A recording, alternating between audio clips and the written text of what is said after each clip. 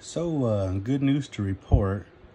Um, Once again, sorry for this kind of makeshift little video, but I wanted to get this out there as soon as I could. I fired 300 rounds of ammunition through this firearm. Roughly only about 70 rounds of the Wilson Combat, and the rest was roughly 250 rounds, so maybe 320 rounds of Koenig, something like that, 112 grain full hollow point ammunition, and everything worked.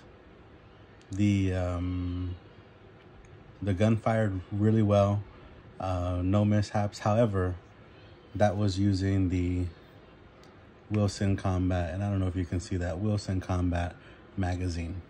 Everything was flawless through this magazine. The magazines that they came with, and again, I don't know if I don't think they're Metgar. I can't see any labeling on them, but if they are, they're garbage. I did have 2 failure to feeds and 3 failure to lockbacks on 2 of those incidents happened on the Wilson Combat ammunition, and the other 3 issues happened on the other ammunition. So, and it was both of those magazines that acted up. Again, the 3 Wilson Combat magazines that I purchased separate functioned flawlessly. Overall, I am extremely happy with this firearm, and I will be doing some more testing in the future.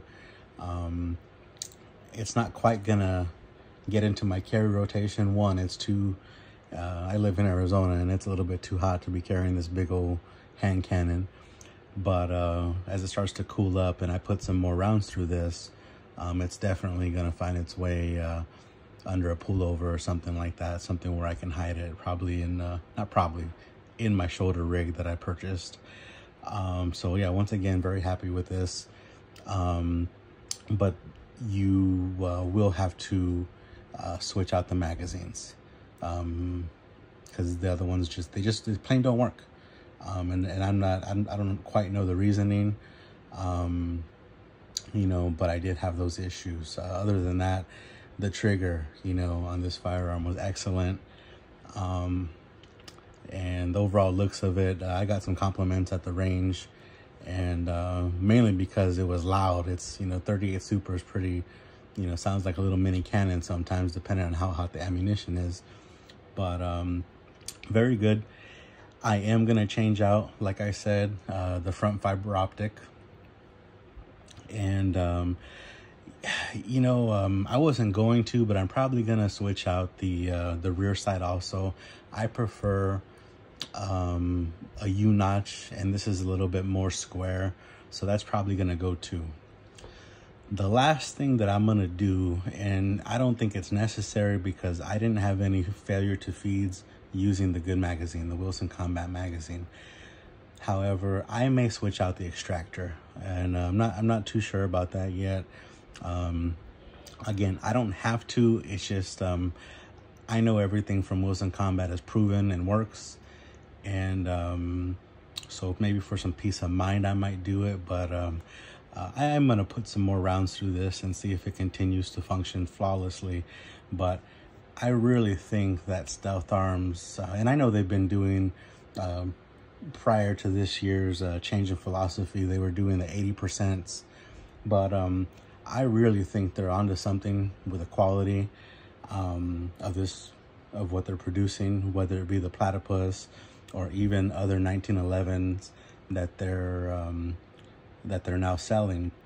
A couple of people handled it. They didn't fire it, but they asked to see it, and they were really impressed. I myself included. I've since I picked it up, I've been impressed with it. The fitment seems to be really tight everywhere, and I was actually initially concerned, but overall, everything seems to be running pretty smooth, and I just can't say enough good things. I really think Stealth Arms is, you know, has a winner here. And so I do plan on purchasing a government model, probably the same gun, government model, but in 45, same colors, same rounded magwell there. And yeah, that's probably what I'm gonna do. I like the look of this firearm. I do have a Wilson Combat 9mm compact coming, probably next year. But yeah, very happy with this, and hopefully the next update I'll have some more good news, and we'll leave it at that for now. Thanks.